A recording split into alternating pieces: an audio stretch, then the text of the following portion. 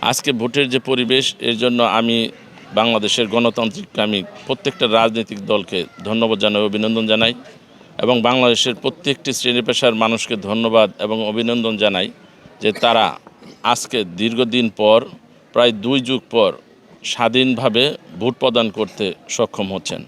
এবং আজকে জানেন ঈদের আমেজের মতন সারা বাংলাদেশে আজকে ভোট অনুষ্ঠিত হচ্ছে। আমরা বিশ্বাস করি বাংলাদেশের গণতন্ত্র আজকে থেকে নতুন সূর্যোদয়ের উদিত হলো।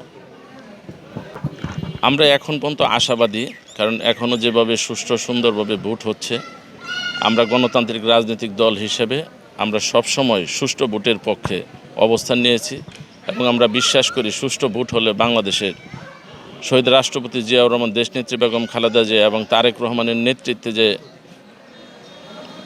জোট সেটা বিপুল ভোটে বিজয় হবে ইনশাআল্লাহ। দেখেন, যারা নাকি জনগণের আস্থার বাহিরে থাকে তারা ভিন্ন পথ অবলম্বন করে।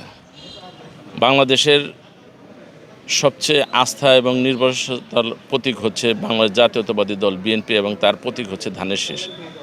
ধানের শীষ হচ্ছে বাংলাদেশের আশা এবং আকাঙ্ক্ষা এবং মানুষের প্রত্যাশার একটি প্রতীক, বাংলাদেশের সার্বভৌমত্বের প্রতীক।